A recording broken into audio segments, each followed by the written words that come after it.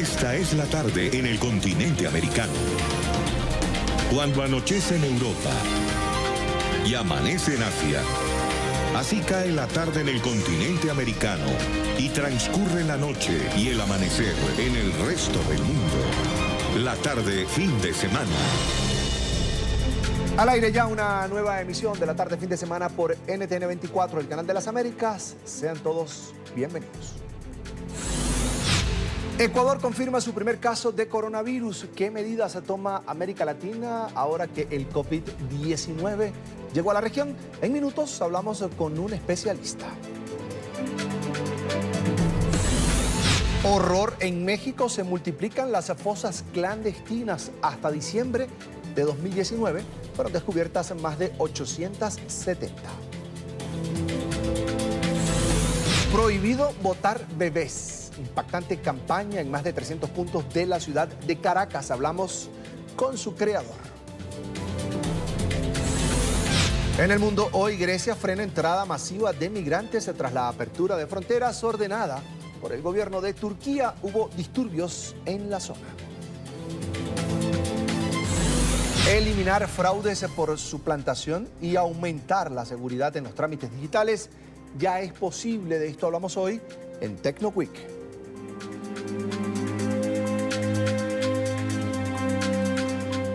Los saludo como siempre Carlos Eduardo Sánchez. Es un gusto poder acompañarlos a revisar lo que es noticia en el mundo. Recuerden que estamos en Twitter, estamos como @latarde en NTN24, mi cuenta personal @CESánchezM. Comenzamos.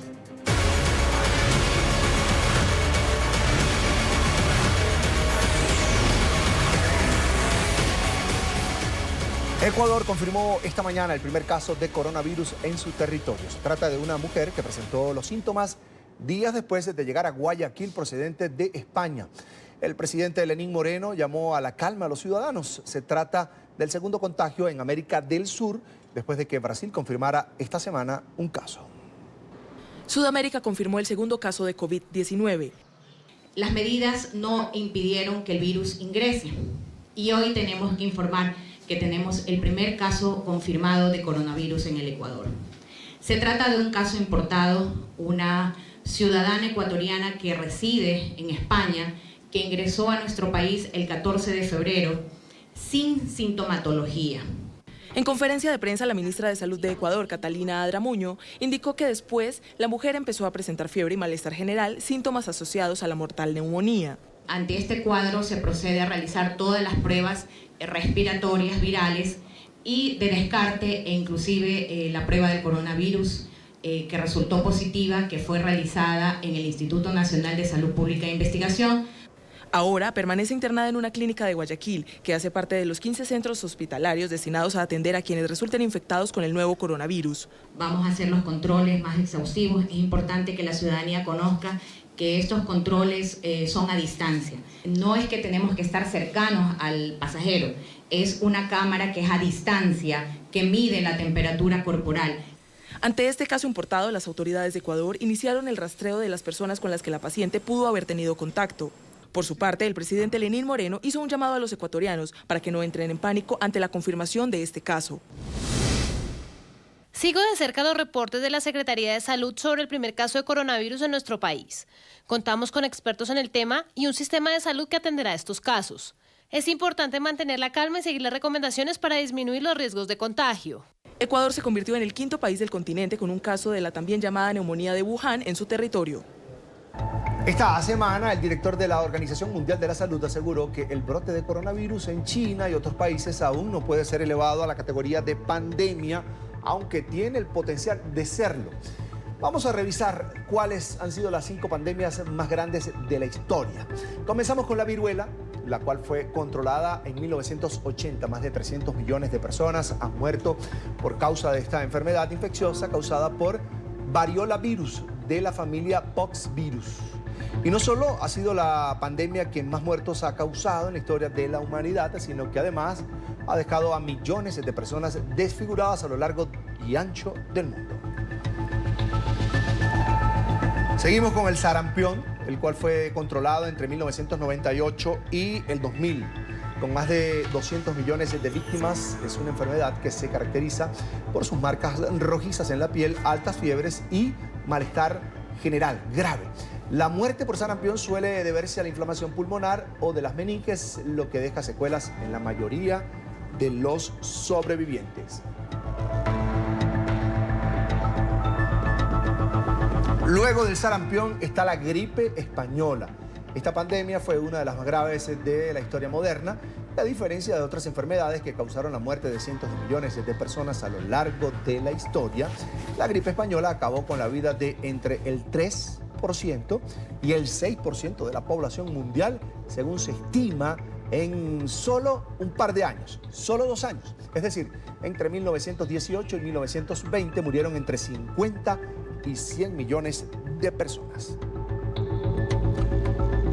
Continuamos con la peste negra, una de las pandemias más conocidas debido a su desagradable asociación histórica con la Edad Media y siglos posteriores. Esta enfermedad es causada por Yersinia pestis, una bacteria todavía activa en poblaciones pequeñas y zonas rurales. Más de 75 millones de personas fallecieron a causa de esta enfermedad. Y por último hablamos del virus de la inmunodeficiencia humana, o mejor conocido como VIH. Este virus es la quinta pandemia mundial más importante y también es parte de nuestra historia moderna. Es una enfermedad provocada por un retrovirus, también uno de los más estudiados en la actualidad. Fue descubierto en Francia y lo que provoca es básicamente que nuestro sistema inmunatorio no funcione adecuadamente. Este último ha ocasionado la muerte a más de 25 millones de personas en el mundo. Mi primer invitado de hoy es el doctor Andrés Fernando Alvarado, es médico epidemiólogo y además es genetista de la Universidad del Rosario, Bogotá, Colombia. Bienvenido, doctor, gracias por atender esta invitación. Gracias, muy amable por la invitación. Es un gusto. El COVID-19 llegó, usted lo sabe muy bien, a México, Brasil y ahora a Ecuador. ¿Qué tan preparada está esta región del mundo, Latinoamérica, para enfrentar un brote de coronavirus? Bueno, se ha venido preparando realmente el país desde hace bastante tiempo.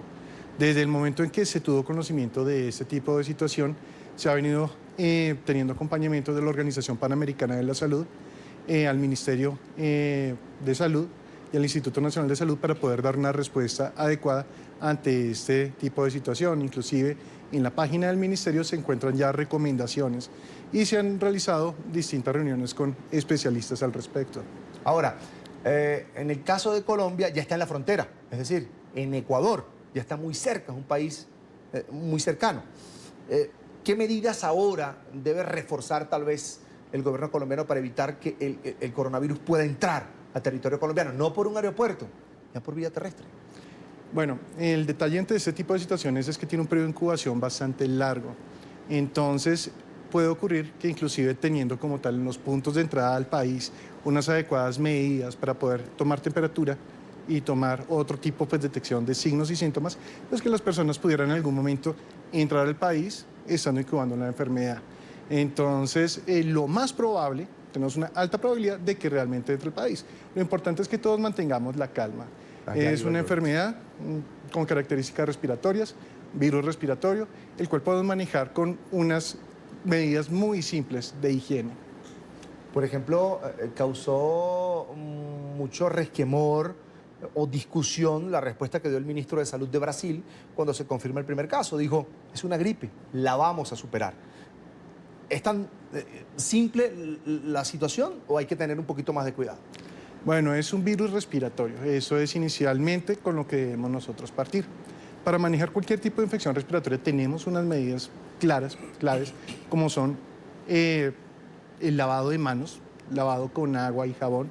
No se requieren medidas extraordinarias, un lavado con agua y jabón juicioso, una limpieza de superficies, favorece como tal dar respuesta a este tipo de virus. Puede tener en algún momento, sí, cuando las personas tienen algún tipo de susceptibilidad desde el punto de vista inmunológico, algún riesgo significativo de tener complicaciones. Pero si se maneja de manera adecuada, con medidas sencillas, no vamos a tener ningún inconveniente. Lo otro importante, ante sintomatología respiratoria, favor hidratarse bastante. Los líquidos mejoran totalmente este tipo de cuadro, impidiendo que se genere como tal una neumonía complicada sobreinfectada. Usted dice lavarse las manos, esencial. ¿Cada cuánto tiempo hay que lavarse las manos? Cada vez que entres en contacto con alguna superficie extraña, esto es un elemento bastante Me monto importante. en el transporte público, toco los agarraderos, salgo del transporte público, llego al trabajo, me lavo las manos. Exacto. Después de usar transporte público, si se usa, por ejemplo, transportes como acá en Bogotá, Transmilenio, lavado de manos, agua, jabón, muy bien lavadas, y este tipo de medidas nos va a ayudar. También la protección de tipo respiratoria. Si las personas tienen en algún momento sintomatología respiratoria, es conveniente que ellos utilicen como tal tapabocas, tanto para evitar contaminar a las personas que están al lado, como para ellos mismos, como protección para otros tipos de elementos de tipo infeccioso que pudieran estar, pues, sencillamente en el ambiente. El tapabocas normal, ¿cuánto dura? ¿Cuánto nos protege? ¿Cuánto tiempo nos protege? El normalito, el azul que usted consigue en la farmacia. Puede llevar a protegernos entre 4 y 8 horas dependiendo. Lo que nos va a dar la norma para saber exactamente qué tan útil es el tapabocas es el momento en el cual se sienta húmedo, que pierde como tal la capacidad de protección. Entonces este simple tapabocas nos puede servir también como protección, como lo que les digo, si tienen sintomatología respiratoria en algún momento, tos bastante fuerte, fiebre, lo importante pues sencillamente es estar a resguardo en las casas, hidratarse bastante bien y evitar pues obviamente contacto con conglomeraciones para evitar que se disperse cualquier tipo de infección respiratoria. Bogotá, su clima, la contaminación que hay en Bogotá, ¿contribuye a que esto se incube más rápido, qué sé yo? ¿Contribuye a la propagación de la enfermedad o no? Actualmente se están realizando análisis al respecto del comportamiento del virus dependiendo de temperatura. Sí. Los coronavirus suelen ser susceptibles a temperatura. Nosotros vemos que Bogotá tiene un clima que para nosotros puede ser frío, pero relativamente para el virus es un clima que no es muy agradable. Entonces eso nos garantiza y nos favorece desde el punto de vista de protección. Importante lo que les digo son las medidas como tal de higiene, las medidas de higiene básicas. La gente está muy preocupada en Colombia, dice que el país no está preparado para esto, que los sistemas de salud que ya tienen ciertos problemas por otro tipo de enfermedades se verían agobiados por la demanda de servicio de los ciudadanos si llegase a presentarse un caso de coronavirus. Ahora, la Organización Mundial de la Salud ha dicho que todavía no están dadas las condiciones para que se declare una pandemia como tal. ¿Cuáles son las condiciones que tiene que haber para que se declare una pandemia? Y ya vamos a hablar más adelante de qué vendría si se declara una pandemia. Ok, de acuerdo. Si definen que es una pandemia, debemos de partir del hecho de que es sencillamente un concepto de tipo técnico. Una pandemia, en los libros de epidemiología está descrito como un brote de una enfermedad de tipo infeccioso que no tiene como tal un límite geográfico. Esa sería la definición del libro que tiene. Sin embargo, es más el término pandemia lo asustador que puede ser para la población de lo que realmente es. Podemos decir, por ejemplo, que la influenza normal, la gripa normal, podría considerarse en este caso, bajo este tipo de denominación, una pandemia, y no por eso vamos a estar pues alarmados todo el tiempo. Es un concepto, como les digo, de tipo técnico. Lo importante es lo que hagamos nosotros en nuestras comunidades con nuestra población. En la medida en que cada persona sea responsable por sí misma, de su protección, de su vía respiratoria, de su lavado de manos, estamos protegiendo también a la población. De hecho, es lo que en estos momentos se está haciendo en España. Están muy dados a las personas que tienen sintomatología leve. Hay que tener en cuenta que este virus no a todo el mundo va a generar una sintomatología agresiva. La sintomatología leve pueden muy bien manejar la enfermedad en la casa, disminuyendo el riesgo para ellos y disminuyendo como tal el riesgo de saturación de hospitales, de servicios de urgencias, para darle prioridad a aquellos pacientes que sí presentan complicaciones. Usted me dice, la pandemia es un término técnico que está en los libros, pero que le permitiría en este caso a las autoridades organizarse, me imagino, para atender el tema de la enfermedad. Eso es lo que vendría si se declara una pandemia. Exacto, vendría un manejo de recursos, vendría más desde el punto de vista de lo que es económico, la adquisición como tal de algunos elementos para poder dar una respuesta masiva. Pero como les digo, no es más que un concepto técnico, no se alarmen ante el concepto de pandemia, es un concepto netamente técnico. Lo importante es lo que hagamos dentro de nuestra comunidad con nuestras familias. Y toda persona que contraiga el coronavirus no necesariamente tiene que morir. Exactamente. Si tiene tratamiento adecuado. Exacto, el tratamiento adecuado. En estos momentos no existe como tal un tratamiento que vaya directamente. Pero el seguimiento, por ejemplo, de los médicos. Seguimiento, exacto. Ahí lo importante es sencillamente, si tengo dificultad respiratoria severa, inmediatamente sí debería asistir como tal a un servicio médico. ¿de acuerdo? Si tengo complicaciones, obviamente tengo que asistir, pero de resto puede manejarse el cuadro clínico en la casa, entonces la población tiene que estar realmente tranquila, manejarla como cualquier infección respiratoria. Bien. Bien, doctor, no sé si tiene algo más que agregar en el caso de Colombia, que ya está tan cerca. Ecuador ya confirma un caso. El aeropuerto, por supuesto, de la capital colombiana, de Bogotá, El Dorado, es un aeropuerto muy movido, donde llegan muchas personas de Asia, de Europa, y la gente realmente está preocupada por eso. El mensaje de calma y un reiterativo, por supuesto, en lo que es el manejo de algunos síntomas y el aseo personal, como usted dice, como medida preventiva para evitar el contagio. Exacto. Ahí lo importante es mantener la calma, mantener la tranquilidad. Puede ocurrir en algún momento que pudiera entrar el virus en Colombia y no nos daríamos cuenta directamente. ¿Por qué? Porque la sintomatología en la mayoría de los casos es leve, se comporta como una gripa normal. Lo importante es que una vez se haga como tal la declaratoria que tenemos el virus en Colombia, comenzamos a agudizar todo este tipo de actividades de lavado de manos y protección desde el punto de vista respiratorio. Obviamente, si tenemos el virus con transmisión en comunidad, la idea sería no asistir a sitios donde haya mucha conglomeración de gente para evitar ser contaminado en determinados momentos, si uno es portador, contaminar. Bien, es el doctor Andrés Fernando Alvarado, médico epidemiólogo, además genetista de la Universidad del Rosario de Colombia. Doctor, gracias por apartar unos minutos de su tiempo, compartir con nosotros aquí en NTN 24. Gracias, muy amable. Buenas tardes.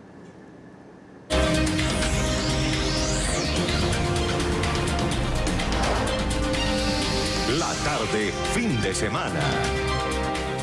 A esta hora cambiamos de tema. En Nicaragua, 7 organizaciones buscarán la pronta salida del poder de Daniel Ortega.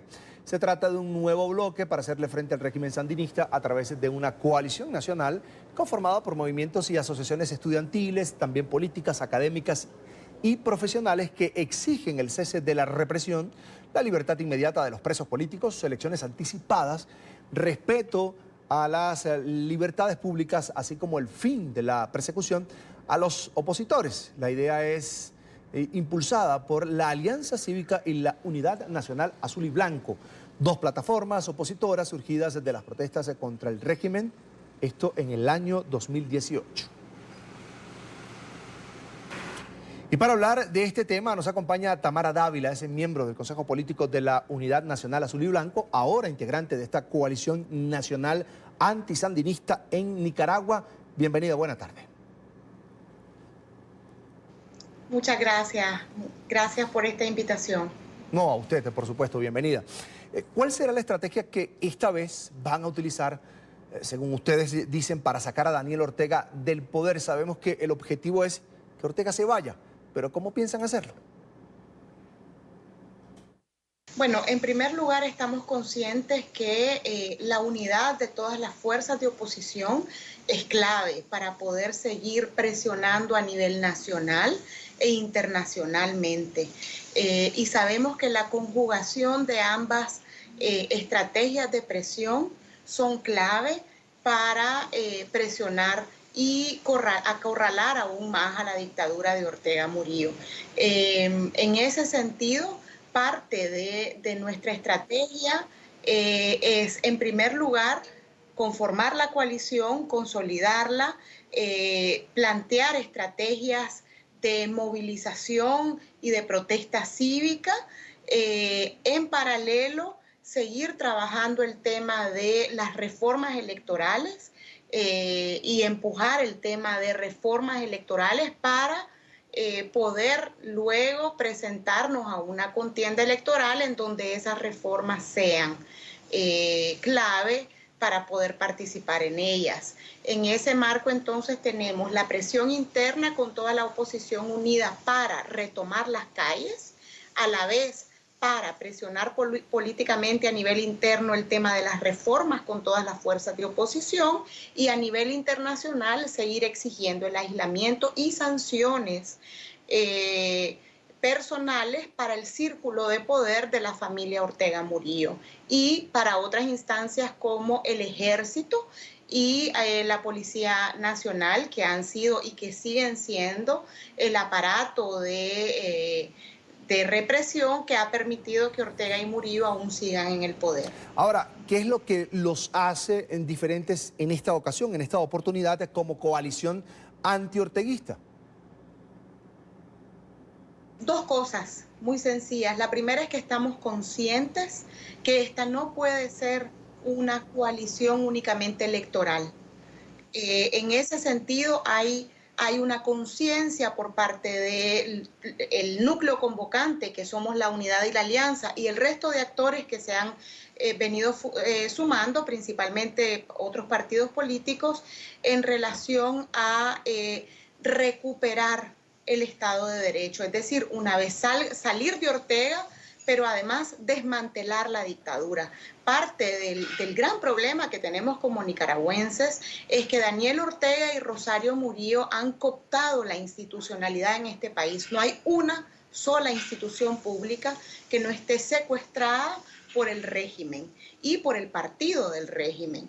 Por tanto, entendemos que recuperar la institucionalidad y desmantelar a la dictadura es un compromiso que trasciende una fecha electoral.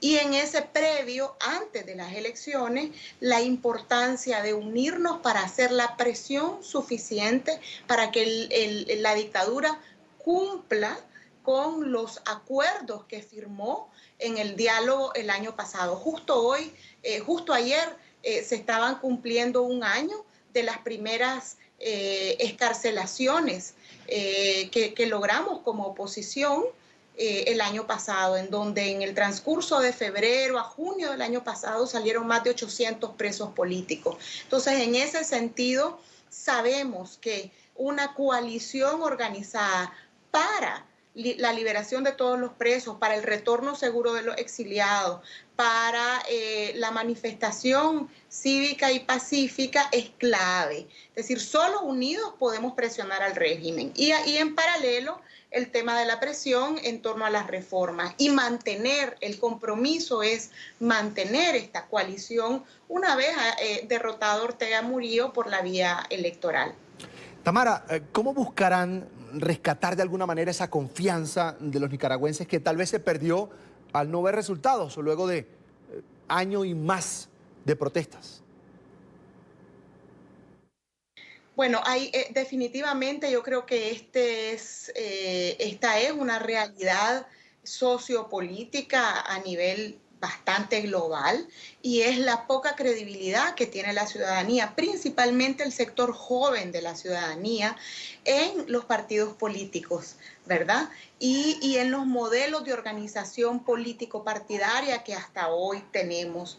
Es un enorme reto para la ciudadanía nicaragüense, pero también para el resto del país. Sin embargo, por ejemplo, el martes pasado, que fue el lanzamiento de la coalición nacional, vimos una tremenda madurez por parte de la ciudadanía de entender que aunque hayan ahí partidos políticos en los cuales la ciudadanía en general pues no confía porque han sido aliados del régimen en el pasado, hay una enorme madurez de entender que si no salimos de esta dictadura, la vida misma no es posible.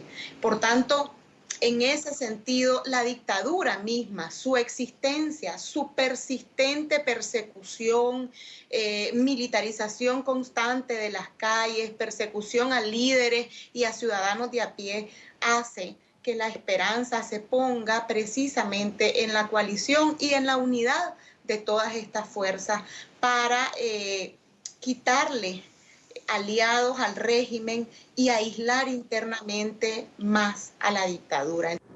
Fíjate, quería saber también si van en esta nueva etapa de lucha en Nicaragua a pedir la reinstalación del diálogo nacional, en esta vez tal vez con la mediación de algún sector en especial de la sociedad. Bueno, eso no ha parado de ser un tema de discusión. El asunto es que estamos clarísimos que Ortega y Murillo no quieren dialogar, no han cumplido con los acuerdos y compromisos que firmaron en el último diálogo el año pasado.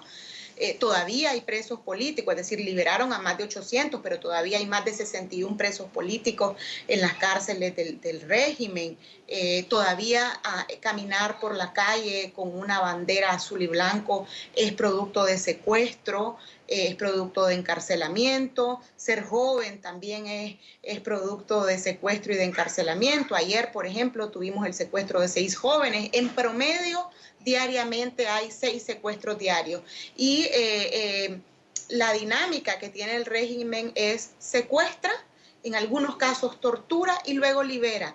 Es decir, está queriendo mandarle un mensaje a la ciudadanía de que él tiene el control de las calles. Por tanto, entendemos que presionarlo para que ceda ante el control de las calles, para que cumpla lo que no ha cumplido en ese diálogo que finalizó el año pasado, porque él cerró la puerta, entendemos que es clave. Es decir, la oposición está abierta, el canal que se ha usado es la Alianza Cívica, y la Alianza sigue teniendo ese rol y el respaldo de la ciudadanía. El asunto aquí no es un problema de la oposición, el asunto es un problema del régimen. El régimen está en el poder por la fuerza, no ha querido dialogar con absolutamente nadie, y el aparato represor sigue estando en sus manos.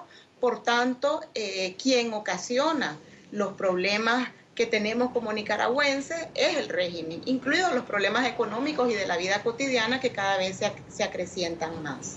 Fíjese, Tamara, la coalición, esta nueva, se crea el mismo día en que se cumplen 30 años del triunfo de Violeta Barrios de Chamorro en los comicios de 1990.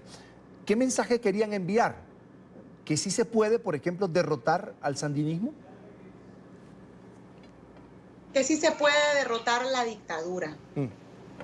Es decir, esta dictadura es de Daniel Ortega y es una dictadura que ya hemos tenido antes. Quienes vivieron en la dictadura liberal de Somoza, quienes vivieron en la dictadura del Partido Conservador anterior, lo que te dicen es Daniel Ortega ha sido mucho más cruel que los anteriores dictadores en un lapso de tiempo más corto. Entonces lo que entendemos es que hay un asunto cultural al que nos tenemos que enfrentar como nicaragüenses y por tanto romper con esa cultura caudillista y machista que nos rodea es clave para poder construir una democracia mucho más estable y perdurable en el tiempo. Por eso es la importancia de que esta coalición no es solamente electoral, es un compromiso por transformar una Nicaragua que está siendo en este momento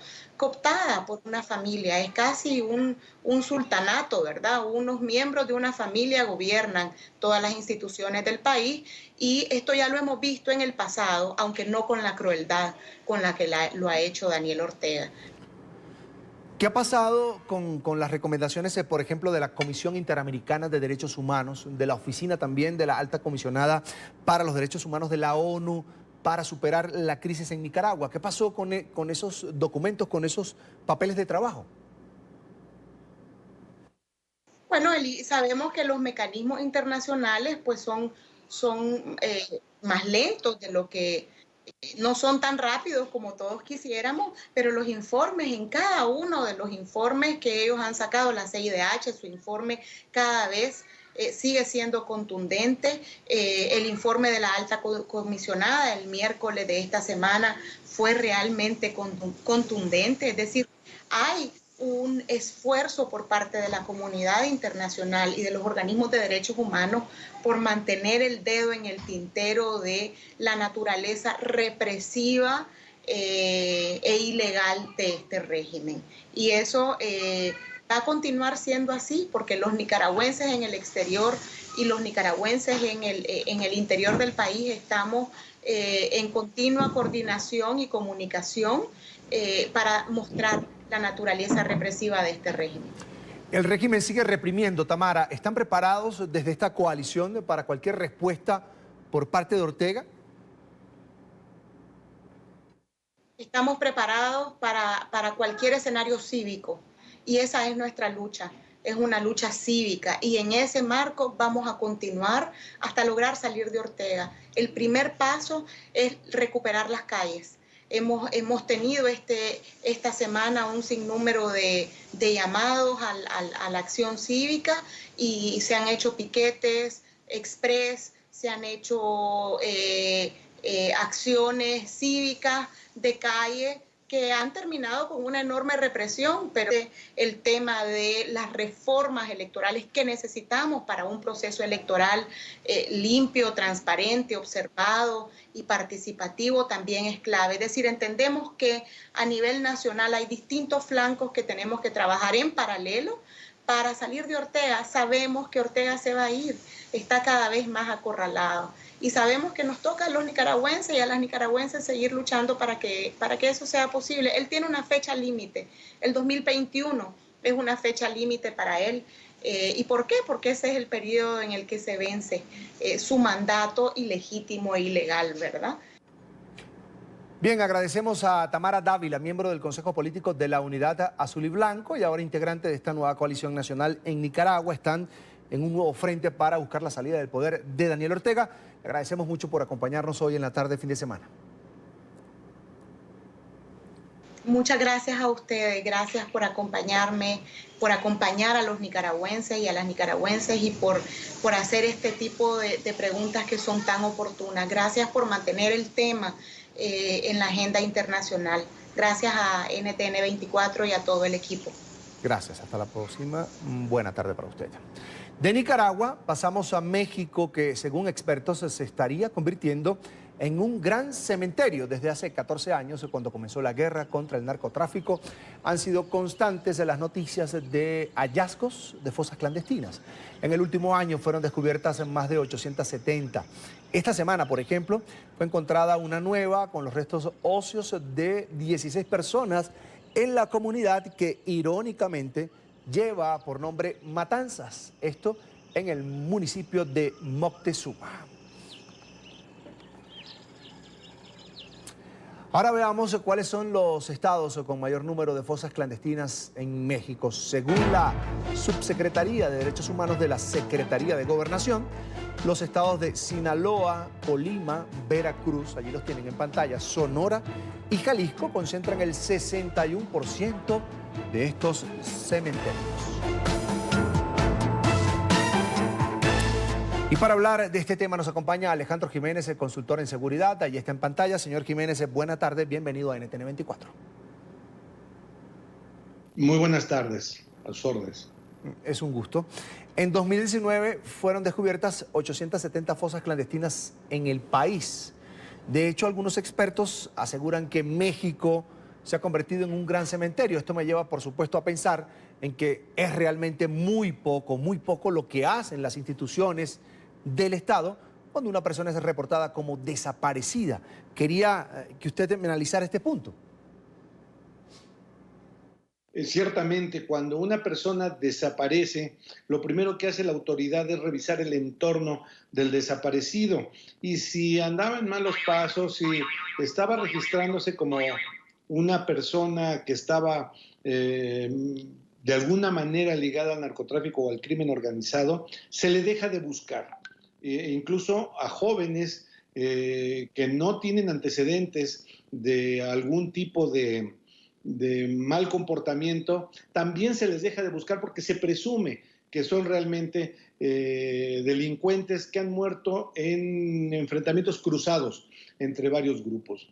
Sí, el país es por desgracia, México es una gran fosa donde es posible enterrar cuerpos sin que la autoridad se dé cuenta, o mejor dicho, con anuencia de las autoridades y policías municipales, estatales y federales, y las 800 y pico de fosas encontradas el año pasado no hacen más que reflejar la tragedia de esto. El promedio de cuerpos encontrados en cada fosa es de 16. Es decir, puede haber más, puede haber menos. Recordamos el caso de la fosa de San Fernando en Tamaulipas, en el norte de México, no el año pasado, ciertamente hace 4 años ya, donde había 72 cuerpos. Cuando se estuvo buscando a los 43 desaparecidos de Ayotzinapa, muchachos que fueron secuestrados y desaparecidos y que le costó un gran desprestigio al presidente Enrique Peña Nieto, se fueron encontrando cientos de fosas donde había pues muchos cuerpos desaparecidos, incluso algunos imposibles de identificar o de vincular con algún familiar. Las familias incluso después de 2 o 3 años dejan de buscarlos y así se va creando ese manto de impunidad. Por supuesto que es un fracaso de las instituciones de seguridad pública de los últimos 2 sexenios, pero incluye al actual, que tampoco ha sabido cómo poder modificar esa realidad. Es una pena realmente decirlo, pero sí, México es un gran cementerio de cuerpos actualmente. Señor Jiménez, ¿actualmente existe algún registro de personas desaparecidas en México?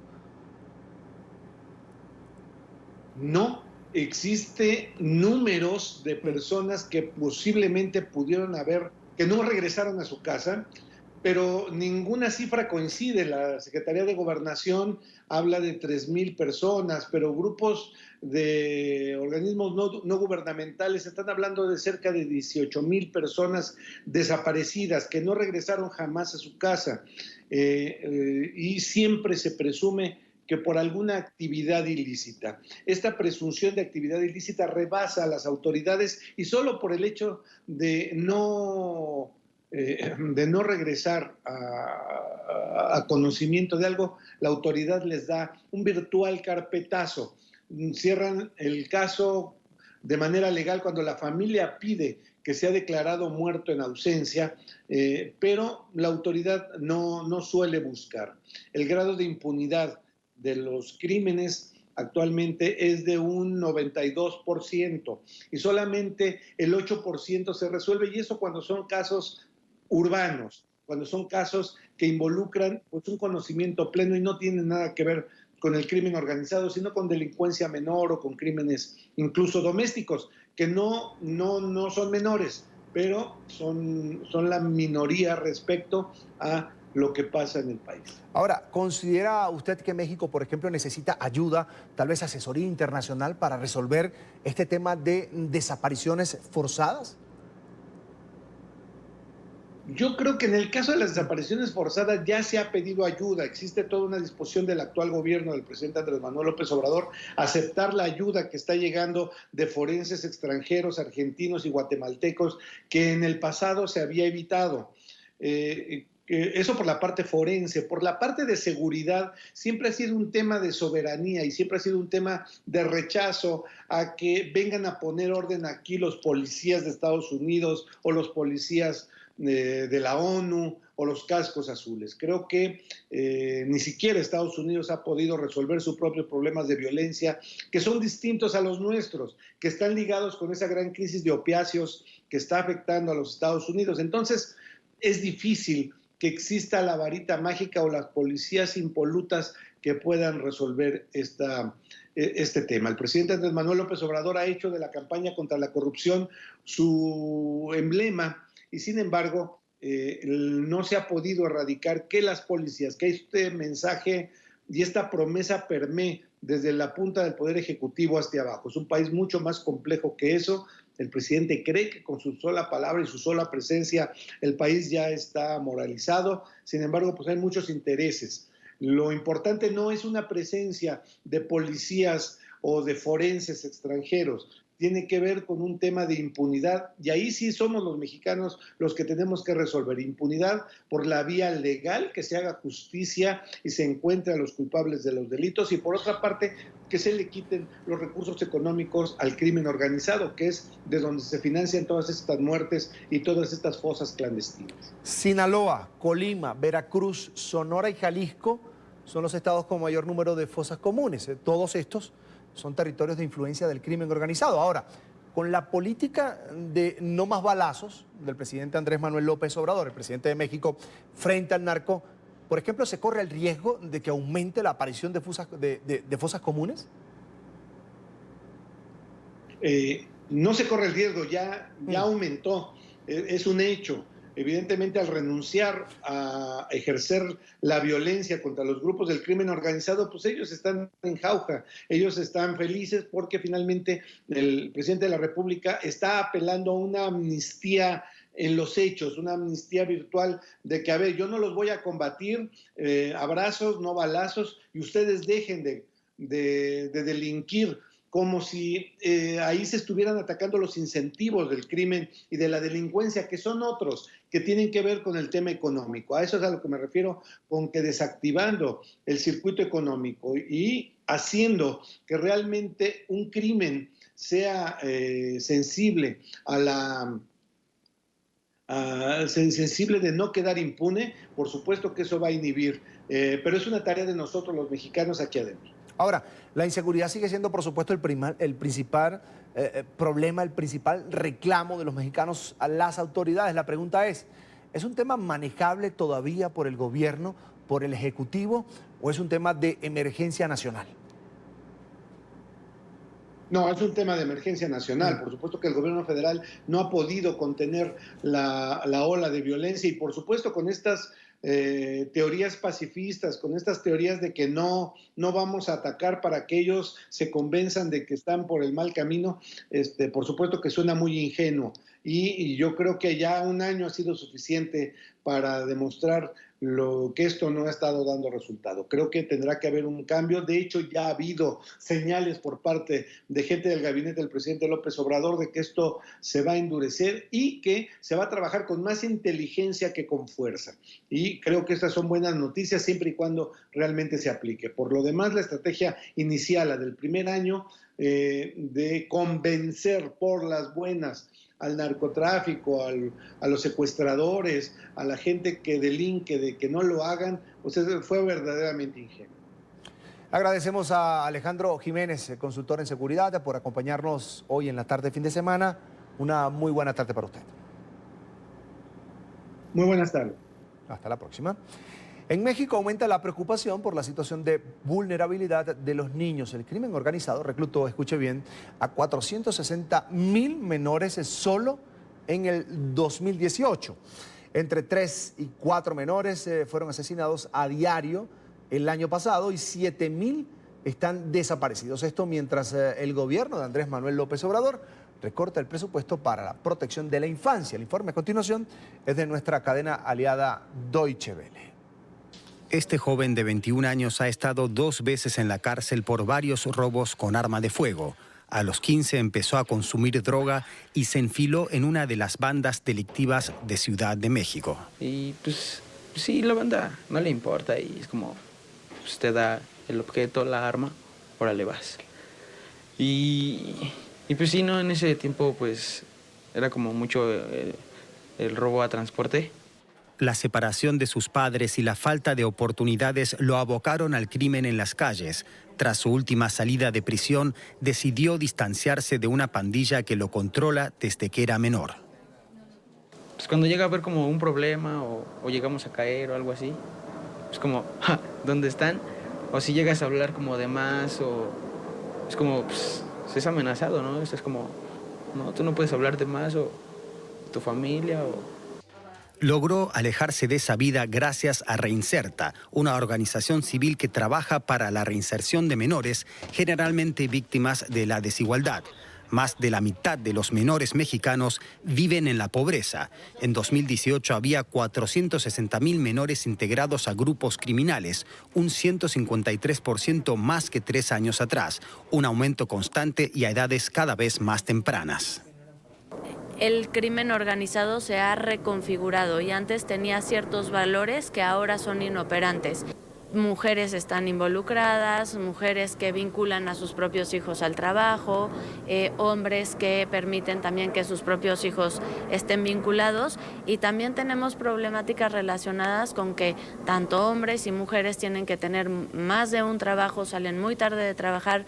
Entre 3 y 4 menores fueron asesinados por día en México el pasado año. 7,000 desaparecieron. La tasa de homicidios dolosos de menores por cada 100,000 habitantes triplica la de países como Siria o Palestina, lo que sitúa a México como el 4º país del mundo más peligroso para la infancia, una situación que afecta sobre todo a las niñas. Los feminicidios aumentaron casi un 14% el año pasado. La violencia nace en los hogares y el entorno diario. Según UNICEF, 6 de cada 10 chicos mexicanos sufren golpes en casa o viven en contextos violentos que corren el riesgo de terminar reproduciendo.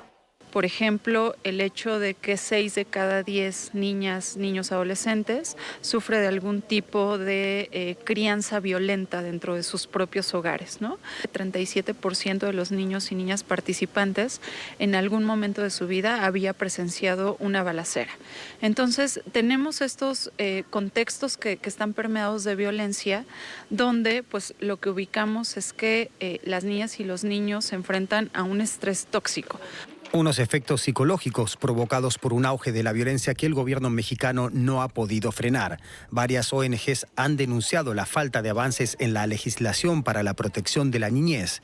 Esto debido a que no se trata de un tema central para la administración de López Obrador, aferrado a una política social asistencialista, como reclama Juan Martín Pérez, director de Redim.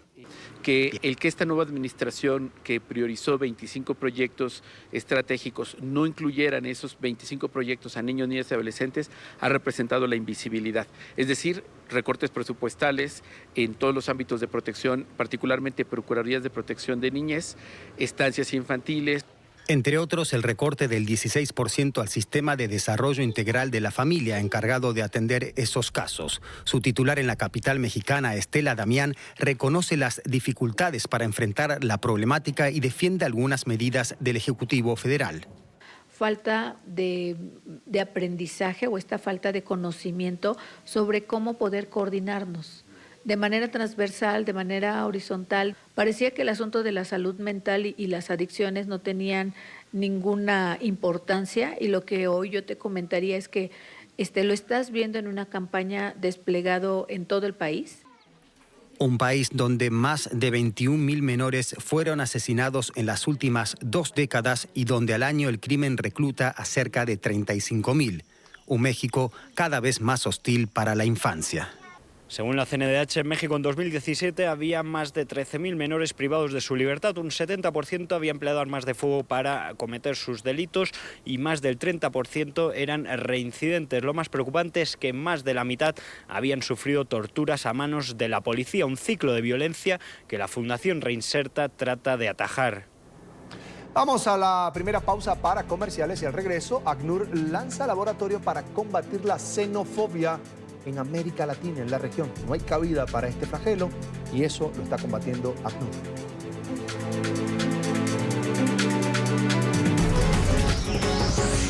Ya regresamos con La Tarde Fin de Semana. ¿Cansada de que su comida se pegue al sartén? ¿A tratar de despegarla se raya y termina en la basura? Ahora eso se acabó.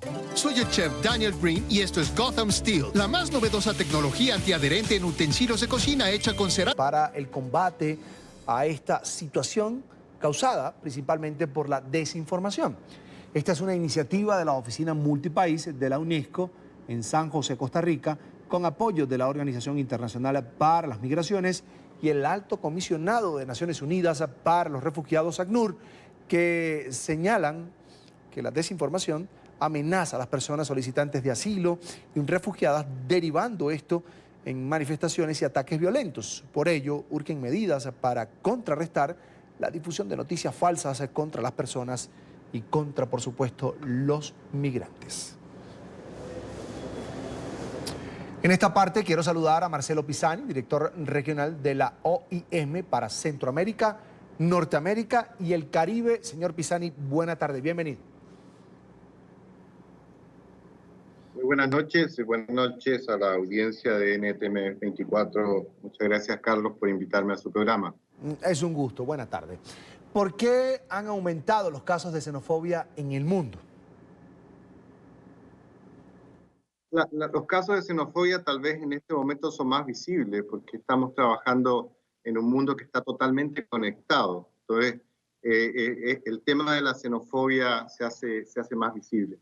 Aunque también hay fenómenos migratorios en la región que se han recrudecido, digamos. Hay más migración de población venezolana, hay unas políticas más restrictivas en el norte de América Central, México, Estados Unidos, etcétera. Creo que la migración es un tema que en este momento está en la parte alta de la agenda.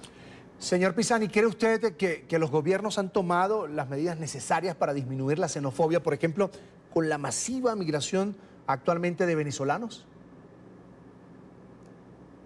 Mire, el tema de la xenofobia va aunado a varios factores. Un factor es qué estructuras tienen los gobiernos para asegurar la gobernabilidad en el tema migratorio. Y ahí podría yo citarle dos o tres cosas que me parecen importantes.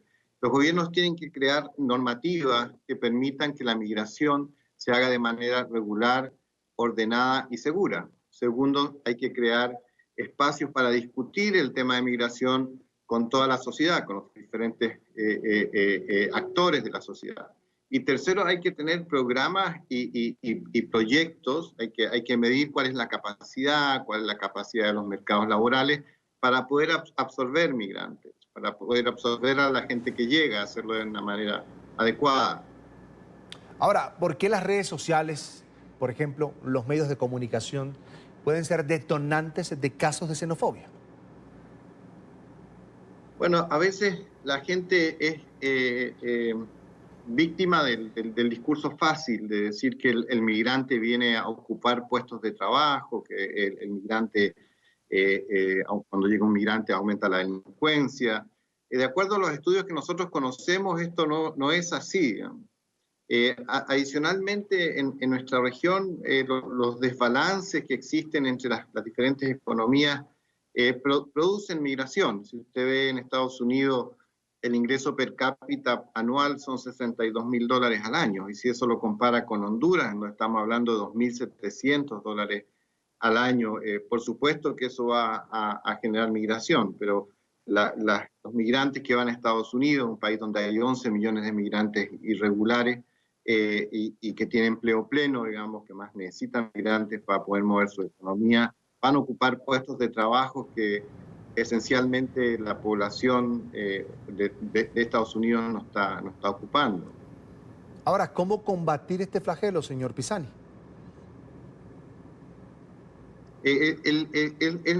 Por el lado que yo le decía, bueno, hay tres cosas que hay que tener en cuenta. Uno, si uno quiere combatir esto a largo plazo, tenemos que intervenir en los sistemas educativos y generar algunas capacidades, lo que se llaman capacidades blandas, en los muchachos y las muchachas en temprana edad, digamos, la aceptación de una sociedad multicultural, la aceptación del otro, etcétera, etcétera. Ese es un elemento. Lo otro es lo que yo mencionaba. Los países tienen que tener programas, proyectos, hay que medir su capacidad de absorción, tienen que tener marcos legales que conduzcan o que favorezcan la migración regular y escenarios de discusión. Y un tercer tema, los programas y proyectos que se hacen tienen que cumplir algunas características. Entonces, uno hace programas y proyectos, hay que tratar de no estigmatizar al migrante, de que las comunidades generen integración, de que las normas favorezcan la migración regular y que las campañas de información se hagan desde los migrantes, que sean los mismos migrantes los que se comunican persona a persona, que los mensajes se construyan con las comunidades. Entonces yo diría, si tenemos en cuenta estos tres elementos, la educación, las necesidades, características para favorecer la gobernabilidad de la migración y cuáles son los indicadores de los programas y proyectos que hacemos, si consideramos todas estas variables, seguramente vamos a generar un ambiente menos propicio para que se generen xenofobia. Si un migrante es víctima de xenofobia, ¿qué puede hacer? ¿En dónde puede buscar ayuda? Mire, el tema de si un migrante es víctima de xenofobia, por supuesto que hay entidades en los países para proteger los derechos humanos de los migrantes y también en el marco del sistema de Naciones Unidas. Hay muchas ONGs que están trabajando este tema. Ahora bien, este es un tema que es muy complejo de abordar en la individualidad, digamos, hay que abordarlo en el total. Y ahí le cuento algo, cuando queremos crear normas que favorezcan la migración regular, es muy complejo hacerlo después que hay un ambiente de xenofobia, digamos. Entonces, cuando uno trabaja temas de comunicación en esta área, hay que saber llegar a tiempo con los mensajes correctos. Señor Pisani, ¿qué está haciendo la Organización Internacional para las Migraciones, por supuesto, para enfrentar esta problemática? No solamente la Organización Internacional para Migraciones, estamos trabajando en conjunto con varias otras agencias del sistema de Naciones Unidas y con los gobiernos para generar campañas. Estas campañas, en el caso mío, abarcan principalmente la zona de Centroamérica, que es el área que mi oficina cubre. Entonces tenemos muchas campañas, varias de ellas, y estamos generándolas a partir, son tipo, un poco el término en inglés, tailor-made, digamos, en base a los contextos donde estamos trabajando y cuáles son sus necesidades en términos de comunicación. Estamos trabajando en todo el proceso, digamos, en la generación de las campañas, en el migrante hablando con otras comunidades, pero también estamos fortaleciendo la capacidad de los migrantes para poder distribuir y abriendo espacios para ellos para acceder a los medios de comunicación. Bien, es Marcelo Pisani, director regional de la OIM para Centroamérica, Norteamérica y el Caribe. Gracias por acompañarnos esta tarde aquí en NTN 24. Será hasta la próxima. Gracias a ti, Carlos, por la invitación. Hasta pronto. Gracias. Y mientras la xenofobia sigue viva en algunos países del mundo, en Barranquilla, niños colombianos les dieron una lección al mundo. Recibieron con los brazos abiertos a niños venezolanos en una de sus tradiciones más queridas, el carnaval, una iniciativa de ACNUR y la Pastoral Social Cáritas Colombiana.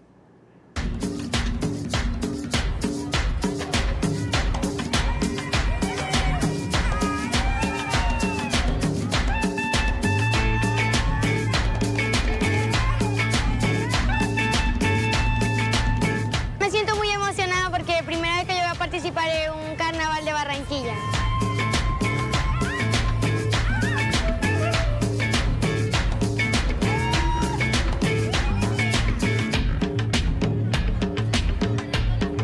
Estuve con mis compañeros, aunque eso fue un poco cansado, pero la pasé bien. Ha sido lo mejor porque ellas son felices, sus padres, o sea, nosotros somos felices. Maravilloso porque cuando la presentación que decía bienvenidos y bienvenidas venezolanos, todo el mundo gritaba y ahí nosotros nos sentimos como si fuéramos de este país.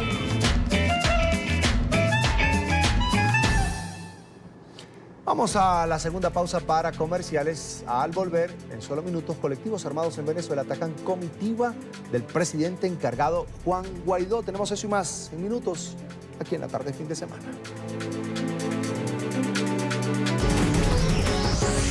Ya regresamos con la tarde fin de semana.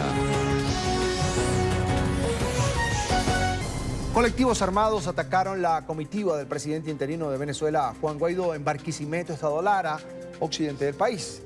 Un grupo de simpatizantes del régimen de Nicolás Maduro y agentes del Servicio Bolivariano de Inteligencia atacaron a un grupo de ciudadanos venezolanos que se congregaron para un acto político encabezado por Guaidó.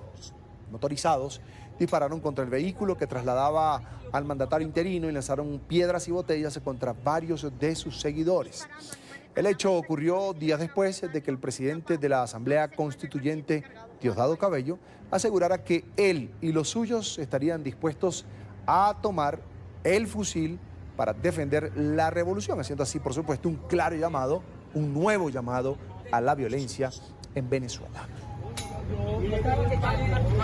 Y María Angélica Graterol, una ciudadana venezolana amenazada por uno de los colectivos, se pidió no abandonar la calle. Escuchen lo que dijo hoy. Colectivos me identificaron como persona que estaba reportando la marcha del presidente Juan Guaidó. Me persiguieron y me persiguieron hasta entrar a una casa. Los señores me recibieron y me dicen, yo de los nervios no vi nada, pero las personas decían que señor, el tipo del colectivo llegó aquí a amedrentarnos y que me iban a lanzar un tiro. Lo que sí sé era que me querían quitar el teléfono, pero yo no me dejé. Entonces, no tengan miedo, corran, salten, brinquen, no se dejen agarrar porque eso es lo que le tienen miedo a ellos. A las personas como nosotros, a los que luchamos, a los que no le tenemos miedo a Nicolás Maduro. Y bueno, como dice Leopoldo López, la calle es la salida. Y una vez más, esto se sigue demostrando. Fuerza y fe, Venezuela, que los vamos a lograr. Lo vamos a lograr como lo dice el presidente Juan Guaidó. Vuelve la violencia, el amedrentamiento, por supuesto, por parte de las fuerzas maduristas a quienes se oponen a sus políticas nuevamente en las calles de Venezuela, esta vez en el occidente del país, en Barquisimeto. Ahora hablamos de la campaña que se adelanta precisamente en Venezuela y que lleva por nombre Prohibido Botar Bebés. Varios avisos como este mensaje fueron colocados en distintos basureros o papeleras de la capital de Caracas. El autor es Eric Mexicano, un artista contemporáneo. Él asegura que la señalización es necesaria en un país que decidió, según él, desechar su futuro. Eric busca crear conciencia. Trabajadores de los servicios de salud y de protección a la infancia aseguran que los abandonos y las entregas irregulares de bebés son cada vez más frecuentes en el país suramericano. Quiero precisamente darle la bienvenida a Eric Mexicano, artista contemporáneo venezolano, y está en pantalla. Bienvenido, buena tarde. Muy buenas tardes, Carlos Eduardo, y muy buenas tardes a toda la audiencia internacional de NTN 24. Muchas gracias por la invitación. Bienvenido. Prohibido botar bebés. ¿Por qué decidió Eric crear esta campaña? Prohibido botar bebés es una obra de arte contemporánea que básicamente trata de determinarse en la cabeza de los espectadores a través de una pieza de reproducibilidad técnica que no es más que una calcomanía, donde a través de ella y en diferentes puntos que fueron colocados en la ciudad, logramos dar a conocer una situación o logramos darle más permanencia respecto a una situación que no se había solucionado, que era que a partir del año 2018 empezaron a aparecer muchos niños en basureros a nivel nacional y neonatos, o incluso como el caso del estado Zulia, donde hubo una chica que estaba haciendo una cola para comprar comida y de estas colas de los productos básicos tuvo que ir, parió en el basurero, lo dejó allí botado y volvió a hacer su cola.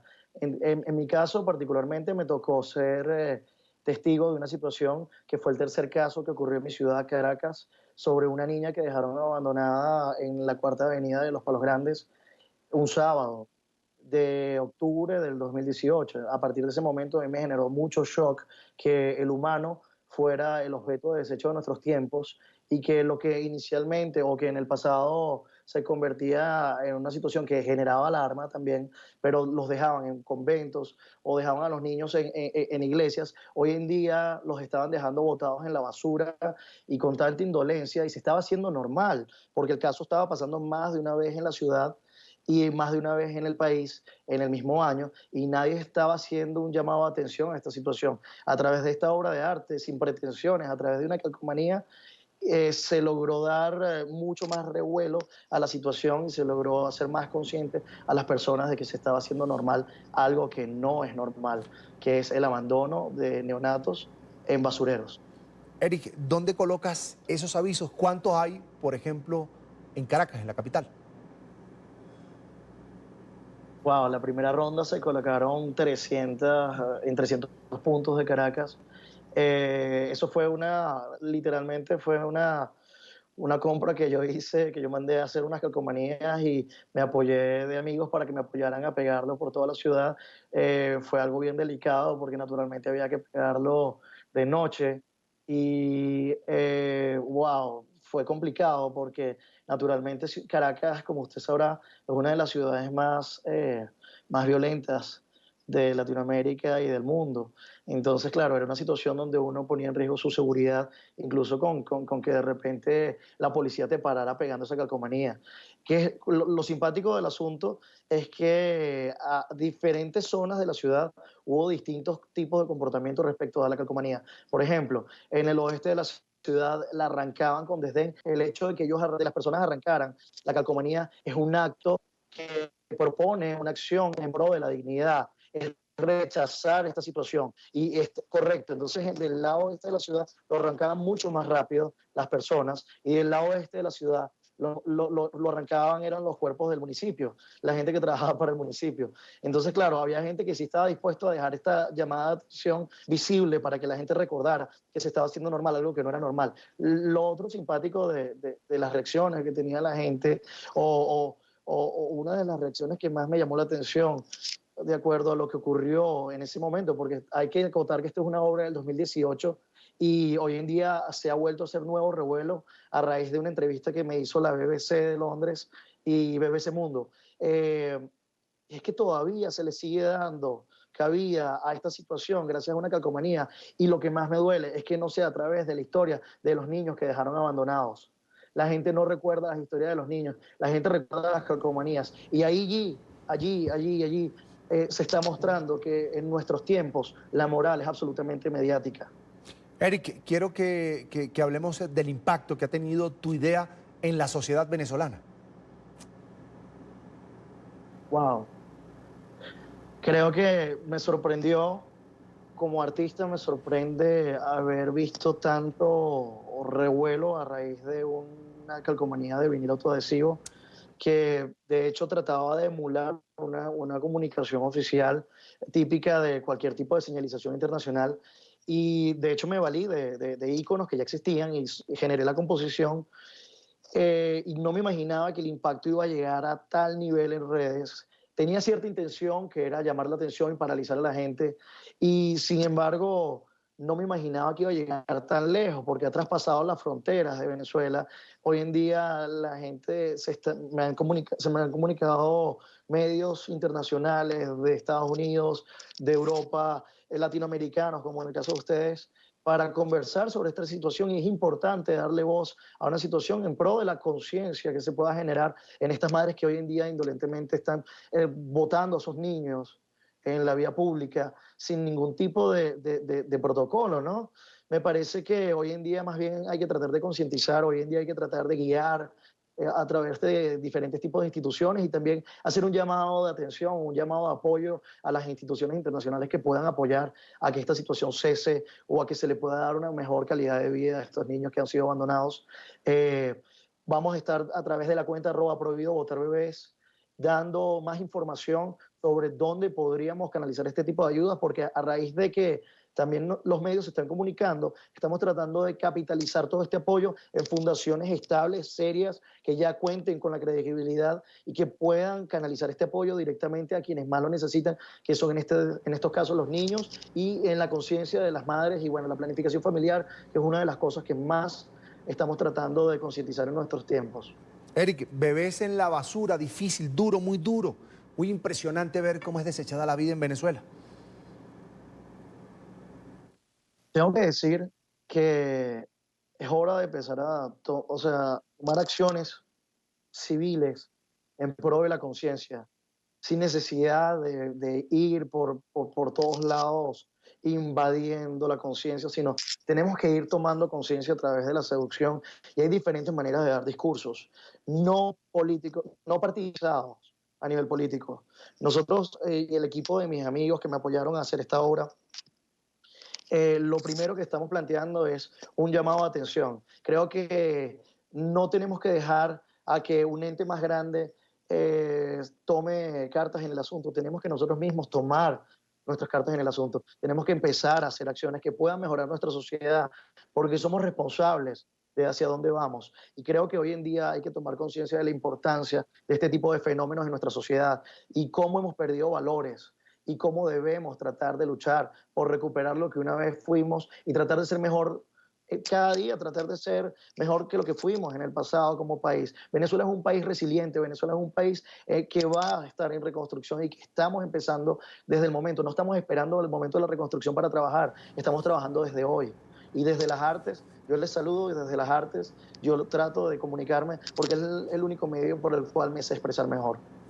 Ahí está en pantalla Eric, mexicano, artista contemporáneo, venezolano y sobre todo un gran ser humano. Eric, gracias por compartir y por estar con nosotros aquí en NTN 24. Fue un gusto. Muy agradecido. Buena tarde. Y la organización Cáritas de Venezuela entregará filtros para potabilizar el agua en los sectores más vulnerables del país. Esta campaña tiene como fin prepararse ante la posible llegada del coronavirus. Nuestro periodista Oliver Fernández tiene el reporte desde Caracas. Oliver, buenas tardes. Amigos de la tarde, gracias por este contacto. Esta iniciativa nace de la Cruz Roja Internacional y de Cáritas de Venezuela. Ellos entregarán filtros de agua y pastillas purificadoras en los sectores más vulnerables de Venezuela. Veamos el siguiente informe. Esta campaña es una alianza con la Cruz Roja Internacional. No solo entregarán filtros de agua, sino pastillas purificadoras que garanticen la salud y el aseo en los sectores más necesitados. Tenemos que eliminar los agravantes. Tenemos primero que tratar de que llegue comida a las viviendas, eliminar el agravante de tener agua segura. Si llegara a venir un virus de esta categoría, pues de verdad nosotros ni siquiera nos quisiéramos imaginar. Los médicos aplauden esta iniciativa de Cáritas de Venezuela y la Cruz Roja, porque son muchos los hospitales que carecen de agua y la contaminación es cada vez mayor. Nosotros tenemos hospitales que con mucha frecuencia sin agua y cualquiera puede leer que la primera y más fácil es lavarse las manos. ¿Qué pasa en una guardería cuando no hay agua y están los niños que juegan? Bueno, se enfermarán. Ellos se los pasarán a los abuelitos, a todas partes. Según Cáritas de Venezuela, son más de 9 millones de venezolanos que necesitan ayuda primaria. 9 millones de personas con necesidad de protección, 9 millones de personas que tienen una situación agravante, que además no tienen agua, que además no tienen gas, que además no tienen luz. Entonces, si aquí viniera un virus, estaríamos afrontando una problemática grave para la población más pobre de este país. Otra desventaja en Venezuela es la desnutrición. De llegar el coronavirus, hay que proteger el sistema inmunológico del paciente. La desnutrición grave empeora todo. Es igual que el anciano, por eso es tan grave. Cuando la persona está muy vieja, se le empeoran todos los mecanismos de defensa. La desnutrición actual, que es un problema, indudablemente esos niños están en mucho mayor riesgo de esa infección y de todas las infecciones, y ha aumentado lamentablemente. En los próximos días, Cáritas de Venezuela y la Cruz Roja Internacional desplegarán a su personal por los sectores más vulnerables de la capital venezolana. En Caracas, soy Oliver Fernández, NTN 24. Oliver, buena tarde. Gracias por ese contacto desde la capital venezolana. Seguimos en Venezuela. El Tribunal Supremo de Justicia suspendió la sentencia que le daba plazo a la Universidad Central de Venezuela para realizar la elección de las autoridades con los periodos vencidos. A través de un comunicado, el Tribunal Supremo explicó que esta decisión de suspender la sentencia se da por el compromiso de las representaciones de las universidades nacionales de renovar democráticamente las autoridades cuyo periodo está largamente vencido. Recordemos que el ente de justicia madurista amenazó con nombrar un nuevo rector si no se lleva a cabo la elección bajo una normativa, una modalidad que estudiantes y profesores han calificado como inconstitucional, pues aseguran que viola la autonomía de la Casa de Estudios. Sin embargo, la amenaza sigue latente. En esta parte quiero saludar a Jesús Mendoza, consejero universitario de la Universidad Central de Venezuela, y está Jesús en pantalla. Jesús, buena tarde, bienvenido a NTN 24. Buenas tardes, muchísimas gracias por el espacio. Es un gusto. Jesús, ¿se comprometieron las autoridades de la UCB, tanto estudiantiles como universitarias, en algo con este Tribunal Supremo que responde, como siempre se denuncia desde Venezuela, a los intereses del madurismo? Mira, el Tribunal Supremo de Justicia el día 27 de febrero, hace 2 días, tomó la decisión de no anular, sino suspender la sentencia 0324. ¿Qué significa esto? Que nos quita el plazo de hacer las elecciones, nos quita el imponer las autoridades, pero nos sigue poniendo las condiciones para realizar unas elecciones. Y estas condiciones que está poniendo el Tribunal Supremo de Justicia violan automáticamente la Constitución del artículo 109. Ahora, ¿por qué esta victoria parcial? Esta victoria parcial es por las presiones que ha estado dando el movimiento estudiantil últimamente.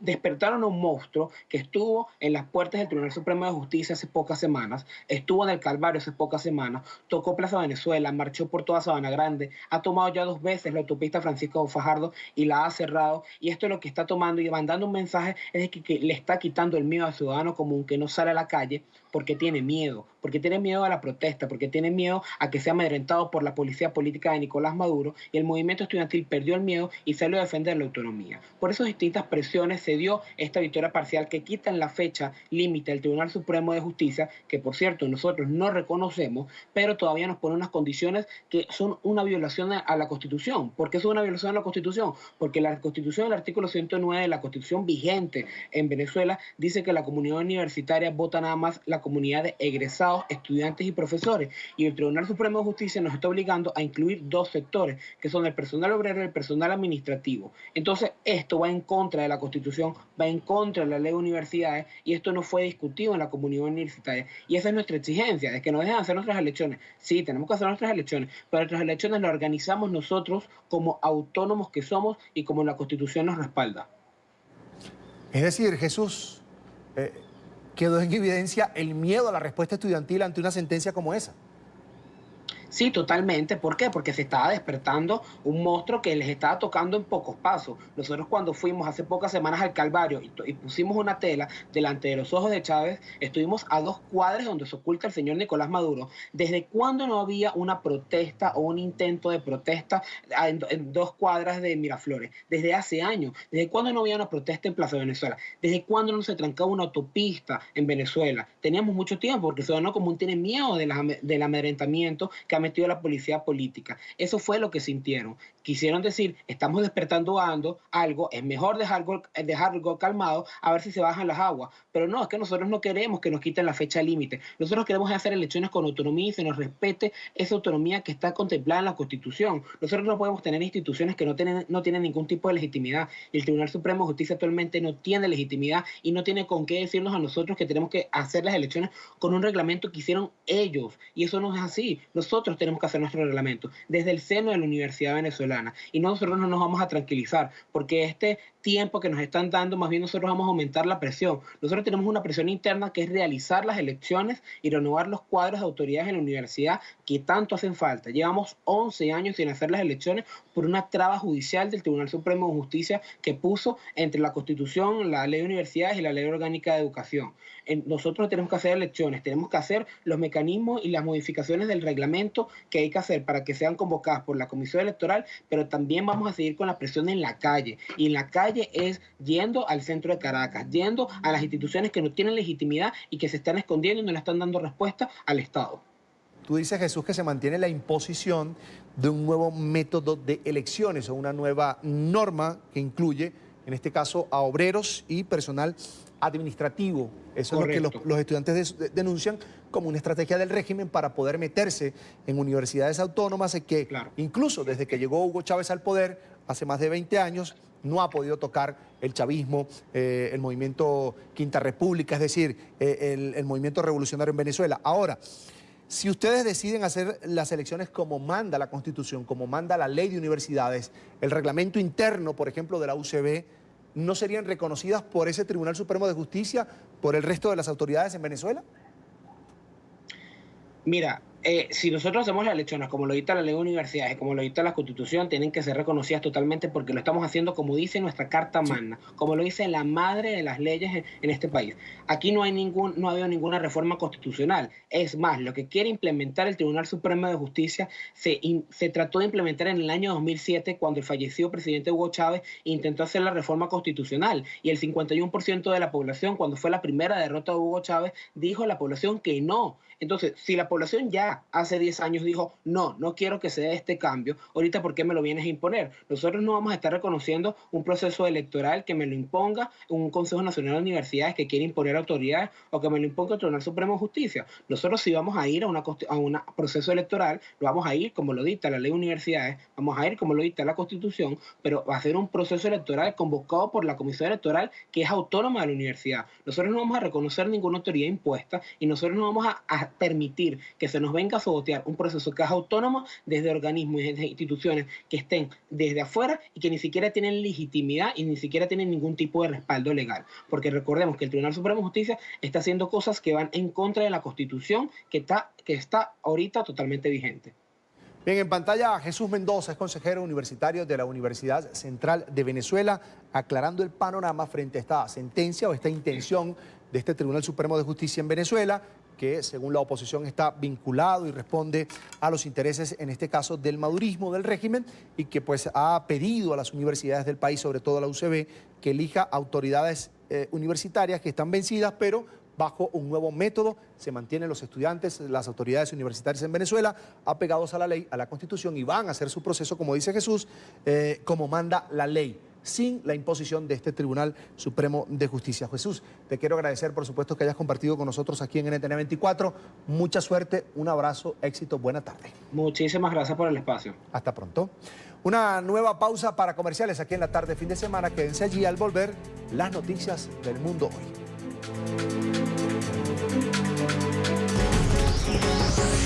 Ya regresamos con la tarde, fin de semana.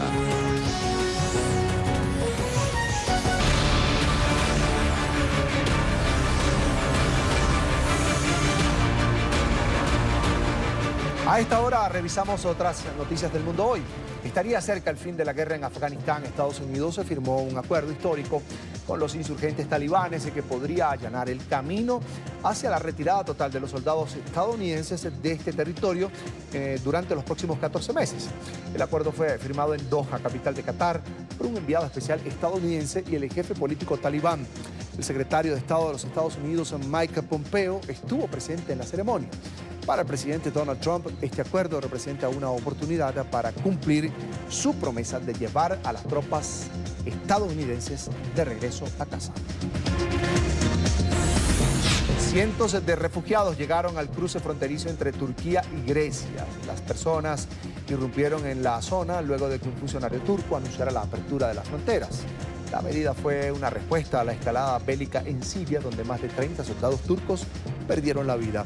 Esta ola migratoria causa alerta en los países europeos que buscaban aplicar restricciones en las fronteras internas debido a la crisis sanitaria ocasionada por el COVID-19.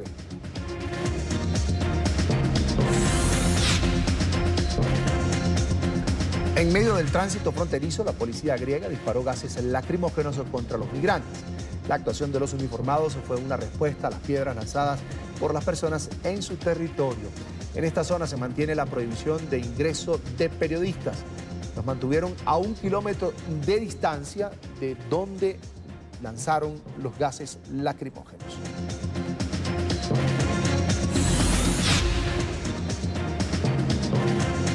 Y cerramos este bloque con imágenes desde Beijing, fuertemente golpeada por la expansión del coronavirus. Allí la vida parece correr en cámara lenta. China confirmó hoy 47 nuevas muertes y 427 nuevos contagios.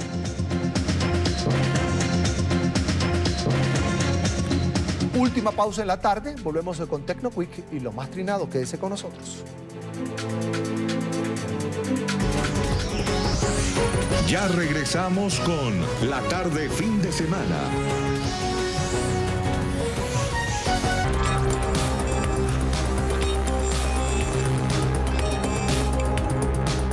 Hoy hablamos de certificación digital en Latinoamérica. El certificado digital es el único medio que permite garantizar técnica y legalmente la identidad de una persona en Internet. Se trata de un requisito indispensable para que las instituciones puedan ofrecer servicios seguros a través de la red. El objetivo es la optimización de procesos, reducción de tiempos y tarifas, además de la disminución del daño ambiental, porque se evita en este caso el uso del papel. La empresa Andes Servicios de Certificación Digital, con 11 años de trayectoria, se posiciona en el mercado como una de las empresas con mayor proyección en el sector, ofreciendo soluciones seguras que garantizan la certificación de trámites digitales con validez jurídica. Lo que te identifica, te hace único, es su nuevo eslogan. Nos acompaña a esta hora Adriana Monroy, gerente general de Andes Servicios de Certificación Digital. Bienvenida, buena tarde. Hola, buenas tardes para todos. Qué alegría poder compartir con ustedes estos temas de tanta relevancia. Es un gusto. ¿En qué consiste y cómo nace este proyecto? Andes hace 12 años arranca como una iniciativa de varios notarios en Colombia que quieren confiar todos los procesos de validación de identidad de los procesos y transacciones que se hacen digitalmente. Entonces, nace con una iniciativa muy fuerte de acompañar el proceso notarial en validación de identidad de esas personas que están detrás de esos procesos de firmado de documentos o de presentación de trámites ante entidades de gobierno o de servicios que requieren el uso de información digital. Adriana, un particular, una persona cualquiera, ¿cómo puede acceder a este servicio? Es muy sencillo, a través de la página de internet acceden a los diferentes productos y servicios en certificación digital que tenemos disponibles dependiendo del uso, del formato de información que se requiera. Diligencian un formulario y desde ese punto de vista empezamos nosotros a hacer todo un proceso de revisión de información documental, de listas restrictivas, de información que nos permita al final dar garantía de la validez de identidad de la persona que está detrás del trámite. Nuestro propósito principal es crear confianza entre las personas que generan transacciones en un entorno digital y desde ese punto de vista pues tenemos una responsabilidad con la sociedad muy grande porque pues estamos garantizando disminuir riesgos de fraude por suplantación. Entonces desde ese punto de vista realizar todos estos trámites de manera adecuada nos permite dar la total seguridad a esa persona que va a hacer uso de un certificado de firma digital para presentar documentos o para realizar trámites en línea. Ahora, ¿cuáles son los beneficios de utilizar firmas digitales, Adriana? Muchísimos, pero dentro de los principales, disminuir tiempos en los procesos críticos de los negocios. Desde ese punto de vista, el consumidor final no tiene que estar haciendo filas para poder autenticar un documento, no se tiene que estar desplazando, todo se puede hacer en línea.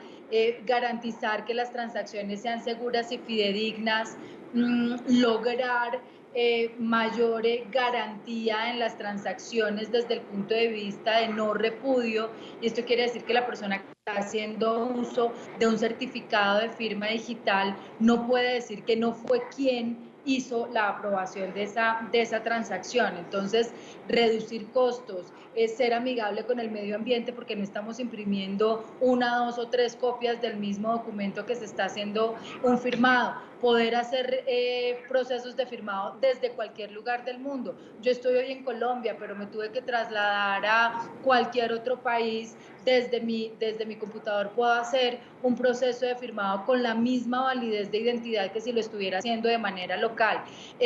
Acceder a los procesos tanto de gobierno como de entidades que requieren que yo presente documentación digital de manera fidedigna y cumplir con todos los protocolos normativos, jurídicos y legales que están detrás de ellos. La certificación, ¿este tipo de certificación es para personas naturales y también para empresas? Sí, es una solución que aplica tanto para personas naturales como para personas jurídicas en los diferentes roles en los que se muevan en su día a día.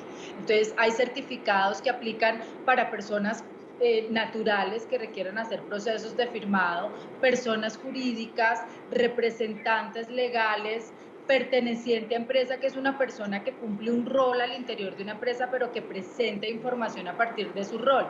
Ejemplo de esto, un área comercial que presenta propuestas de manera recurrente, pero lo hacen en nombre de la empresa.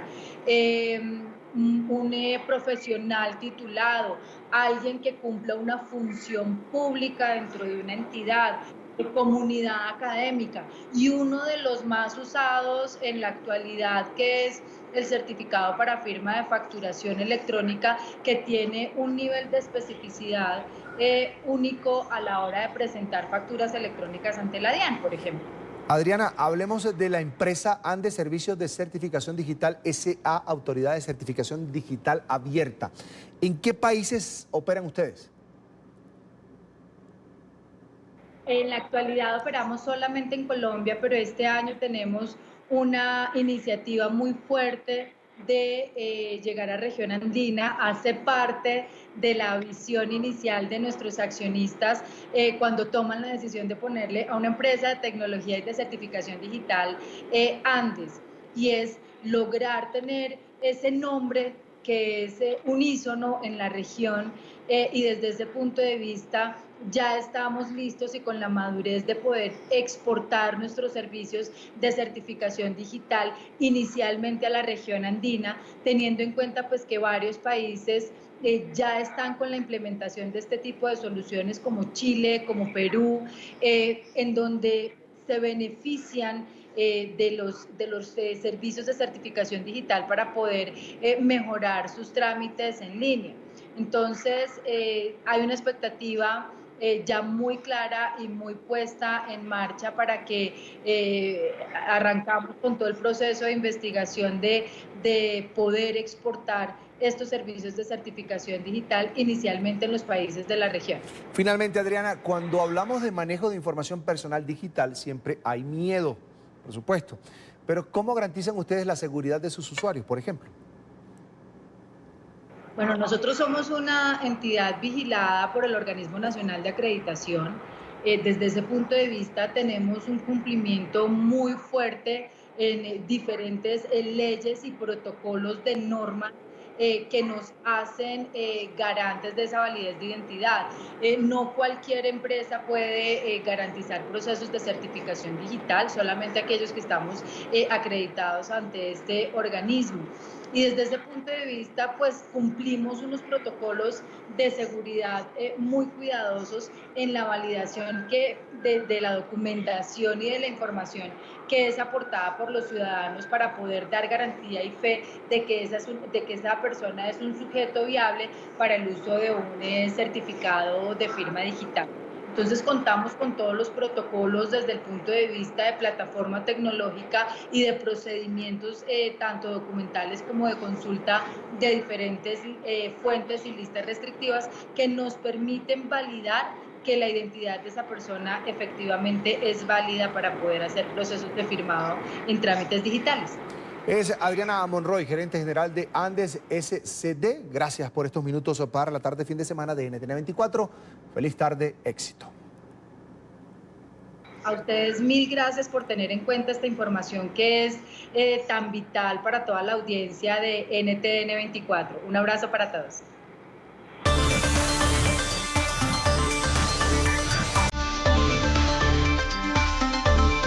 Esto es lo más finado de la semana. Comenzamos con este video. Ahí lo tienen. Vean la increíble hazaña que intenta hacer este hombre al tratar de saltar una valla.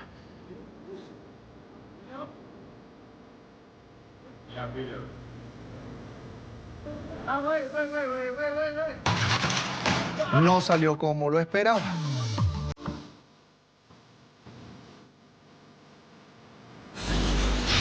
Seguimos con más. Esta mujer sale ilesa, y lo vieron luego de desplomarse en medio de la carretera. Justo, miren, cuando iba pasando un autobús a toda velocidad.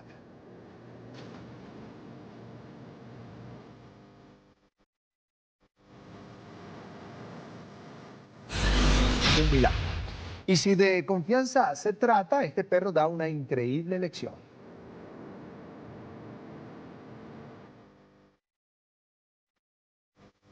Miren cómo salta, confiado en que su amo lo va a abrazar. Ahí cayó. Y un hombre que intenta atrapar un cocodrilo tapando los ojos del reptil recibe un ataque inesperado. El animal les muerde el brazo. Vean.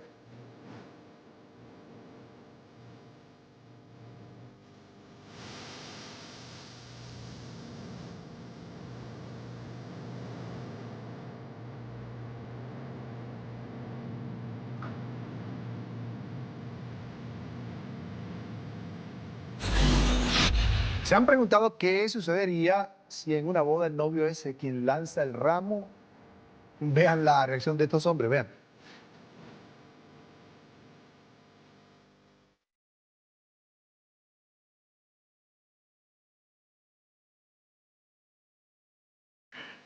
Nadie Nadie quiere compromisos. De vuelta solo para agradecerles su sintonía. Hoy recuerde seguirnos en Twitter. Estamos como @latarde en NTN24 y mi cuenta personal @CESánchezM.